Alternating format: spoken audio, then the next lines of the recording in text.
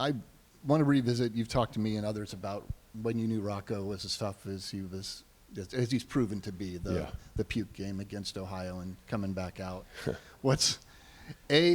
How much more does that seem like a turning point for him as a young starting quarterback? And B, how many more signposts has he added on that path along the way in terms of toughness and leadership? Yeah, well, I still think quarterback is about experience, and it's about, the good days and the bad days and learning and growing from them. And I think the thing that I'm really proud of what I've watched with Rocco, and again, it's to his mentality. There's just such great curiosity from him on how does he become his best. And I don't think he ever feels like he's satisfied. I think he's a guy that's relentlessly trying to, as a leader, as a young man into a man, and really as a quarterback, every day I watch him working at his process to become great.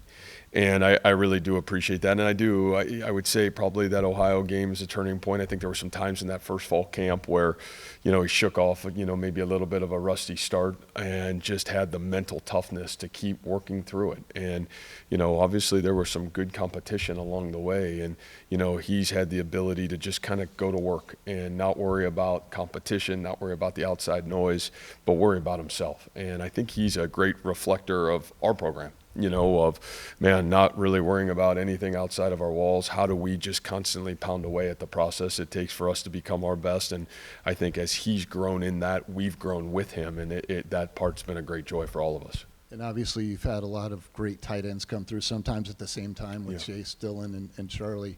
But what does this group give you that's unique? Because it feels like you can go into 13, 14 personnel, and you're heavy, but it's not necessarily going to be a running play. Yeah. I just think their skill set is so multiple in what they can do. And we've always said, I think the elite tight ends, if you look in the National Football League, boy, they just aren't great receivers. They're great blockers. They're great pass blockers. They've got the ability to do all the things well. And that's why tight end, in my opinion, is one of the hardest positions in football to play, because you have to acquire so many great fundamentals and skills to be able to be an elite player at that position. And you're right, I think you saw the evolution of that with Charlie and Chase, because in Dillon, I think they were very similar in that mold where they were pass catchers, they could pass pro, they could run block. And I think this group has that same mentality, where, they're really good ball catchers, but equally they're really good blockers. They're on the ball blockers, they're perimeter blockers, they're pass blockers. They can do a lot of different things for us. So I think that's been really big for us. I go back to even our days at Toledo when we had guys that could do that. It just gave us so much multiplicity in what we could do offensively.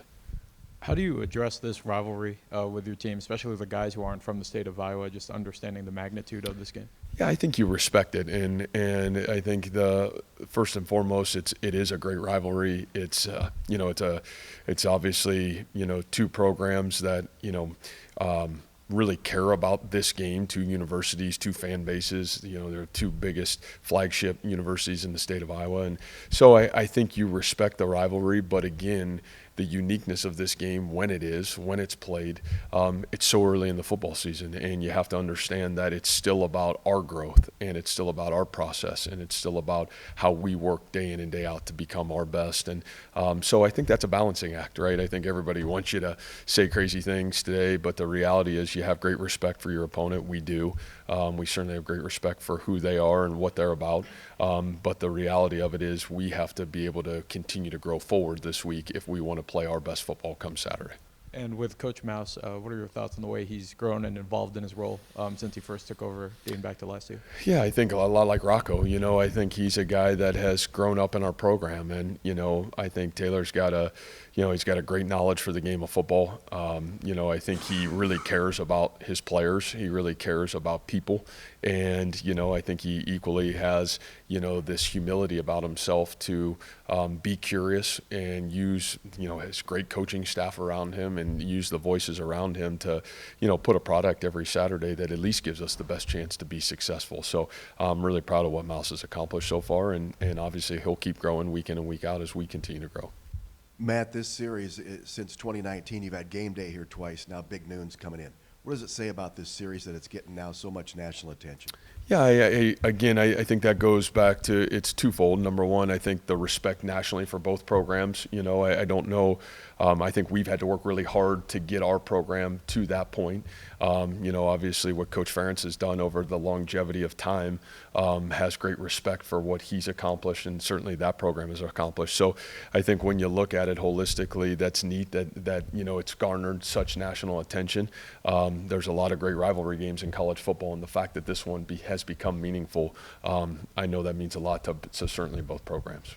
So in that same vein then, have you or how have you seen this rivalry change over 10 years? And I guess has your perception of it changed over a decade as well? Well, I think for me, I had to understand it a little bit coming in, not so much the game or the magnitude of it, but where it falls in the schedule. I just think it's unique. And obviously you know, their program was so established by the time we came in here that, you know, I felt like we've been playing catch up for a while in terms of the consistency that we want to play football, and obviously the consistency that they have played football. So again, just a lot of respect for the rivalry, a lot of uniqueness of playing this game so early. You know, obviously uniquely this year we're challenged where your two biggest rival, you know, in terms of rival football games, you're playing those in the first 3 weeks of the season. And so, you know, I just think it is what it is. It's how the schedule sits, and I think you have to grow and adapt and understand that a little bit along the way. Willich, Bohr, any updates? Yeah, I think both of them, I would say at best, are questionable. You know, I don't know. I don't think either of those guys are obviously long term, but I would say going into it, both are questionable right now. How much do the results of this CyHawk series over, say, the past 10 years even matter to 18-year-old kids? Yeah, I said this before. I don't even know if 18 to 22-year-olds know what happened yesterday, you know, and so I think there is great things with tradition and uniqueness and rivalries, and those things are awesome. But again, I think the focus has to be on the present. And I think when you get lost in the past and you go down some rabbit holes, you can not be available to be ready for the moment. We're just trying to have a great practice on Tuesday. And, you know, I think that's hard enough as it is, you know, in terms of coaching 18 to 22-year-olds, let alone 30, 40, 50-year-olds. Man, can you come and be your best version of you today? Because if you are, then we're going to be better tomorrow. And so that's really where we try to put our focus. But I think respecting and understanding what this rivalry means and what it looks like, absolutely. You know, diving into it to where, man, you can't be focused on the present. I think you can get yourself in big trouble that way. Hey, Matt, two parts. This new Iowa quarterback, what do you see from him? And then when you scout him, are you watching tape from last year? How much do you weigh that compared to what you saw on Saturday from him? Yeah, I think you have to. You know, number one, I think most importantly, there's a great respect for anybody that wins at the level that he's won. And I think he's tough. I think he's really physical.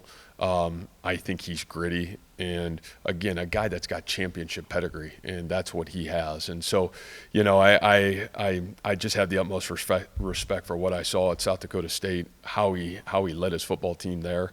Hard read on Saturday in terms of what we're watching, but you saw a guy that just kept getting better and better and better throughout the football game. And obviously, he's got great components around him. You know, he's got a tremendous offensive line, great running back room, great tight end room. Man, I think the evolution of their receiver room. I think they're a completely different team than they were 2 years ago. You know, they're a team that really fits his skill set and allows them to be multiple. And certainly, I think you're going to see that and continue to see that evolve and grow. Oh, sorry. I was not paying attention. Can you talk about Aiden Flora and what you've seen from him?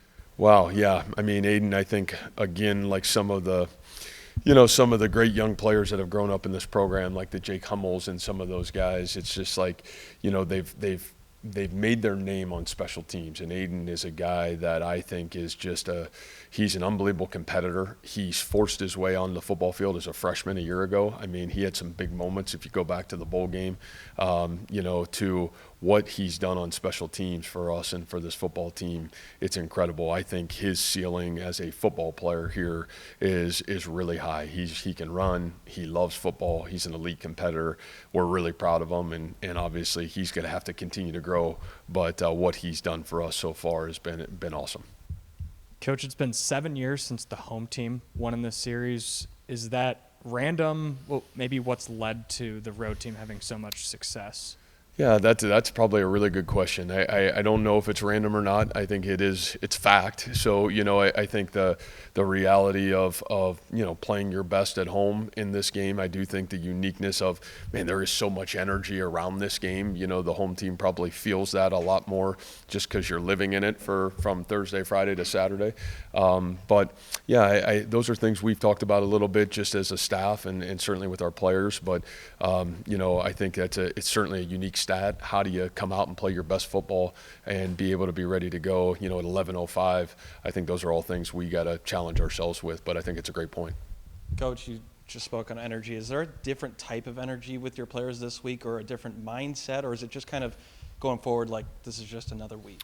Yeah, I don't think you could ever say in a rival game, we talked about this a little bit for K-State, I think you automatically feel the energy around, when there's a rival football game. But again, I think you're a fool if, man, how your process and how you're practicing changes, then you're not who you say you are, right? The great player is the same every day that he walks in this facility with an urgency and really a mindset to come get better. And again, that's what we have to do. That's why I think there's so much yo-yo up and down in college football. You don't know who's going to win any given Saturday because it's hard to be consistent. It's hard to show up and be your best every day. And so, again, you'd be foolish not to say you don't feel the excitement around a game like this. But if that dictates who you are, what your process is, how you get ready to play football, then I don't know if we'll be a very good football team because that's not what championship football looks like.